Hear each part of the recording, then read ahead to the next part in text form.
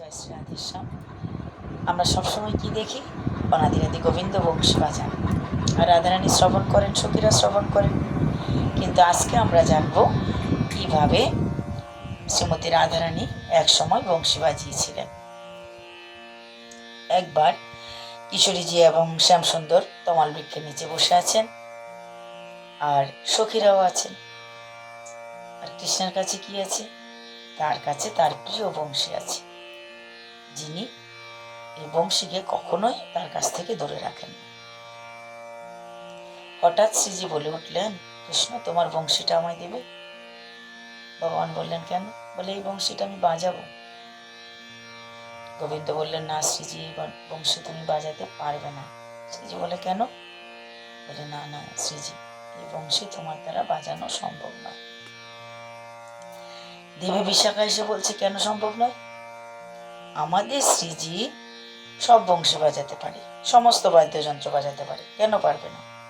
আরে তিনি চলার সময় তার নুপুর থেকে বিভিন্ন রাগনাগিনী শব্দ বেরোয়। এই যে আমাদের রাগ এবং রাগিনী সৃষ্টি হয়েছে, এগুলোতে শ্রীমতী রাধারানীর চরণের উপরের ধ্বনি থেকে সৃষ্টি হয়েছে। তুমি কি বলছো গোবিন্দ? অবশ্যই আমাদের শ্রীজি বংশী বাজাতে পারবে, তুমি দাও, দিয়েই তো দেখো। সমস্ত সখীরা যখন গোবিন্দকে চাপ দিল, বংশী দাও, বংশী দাও, গোবিন্দ কিছু বলেন না, বংশীটা দিলেন। শ্রীজি বংশীটা নিলেন, হাতে নিলেন, হাতে নিয়ে অধরে ধরলেন, অঙ্গুলি হেলন করে ফু দিলেন, মুরলি বাজানোর চেষ্টা করলেন, কিন্তু মুরলি বাজলো না। অনেক চেষ্টা করলেন শ্রীজি, কোনোভাবেই মুরলি বাজাতে পারলেন। বিশাখা দেবী বলছে, শ্রীজি নিশ্চয়ই গোবিন্দ কোনো না কোনো জাদুটোনা করেছে এই বংশীর উপরে, সে জাদুটোনার কারণেই বংশী বাজছে। শ্রীজি বলছেন, কৃষ্ণ তুমি কি করেছো এই বংশীর উপরে? কি জাদুটোনা করেছো? গোবিন্দ বলছে, আমি কোনো জাদুটোনা করিনি। তাহলে বংশী বাজছে না কেন? বলে, আগে তো বংশী আমায় দাও। শ্রীজি বংশী গোবিন্দের হাতে অর্পণ করলেন। গোবিন্দ তখন বললেন, শ্রীজি তুমি যখন এই বংশীটা বাজাচ্ছিলে তখন কি শব্দ উচ্চারণ করছিলে, কি চিন্তা ভাবনা করছিলে?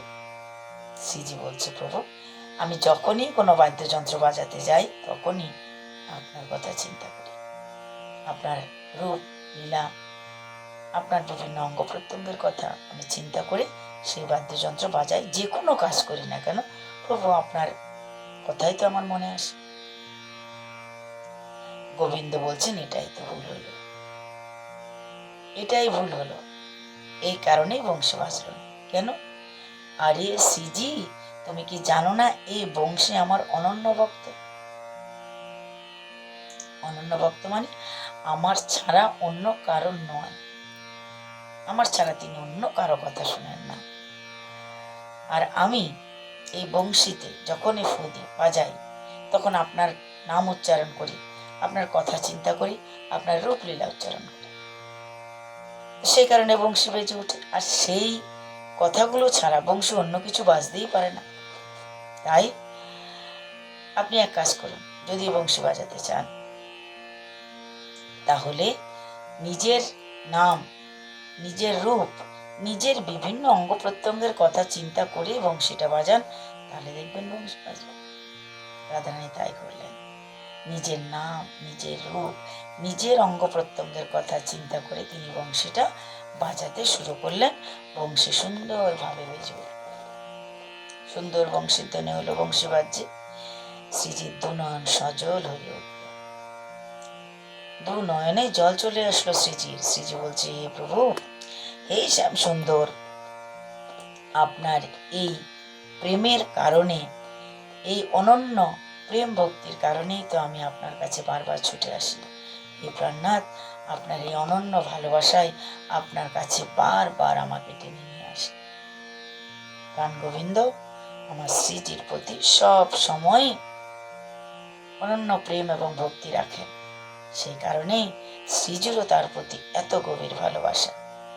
আমরাও যদি গোবিন্দের চরণে অনন্য ভক্তি এবং প্রেম অর্পণ করতে পারি, তবে আমরাও ভগবানের কাছ থেকে সেই ভালোবাসা।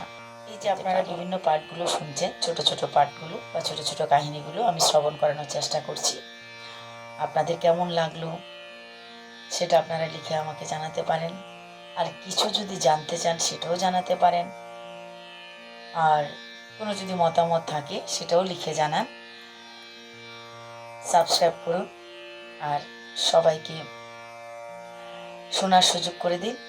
বেশি বেশি করে লাইক করুন, তাহলে আমি আরও বেশি আপনাদেরকে শোনাতে পারবো।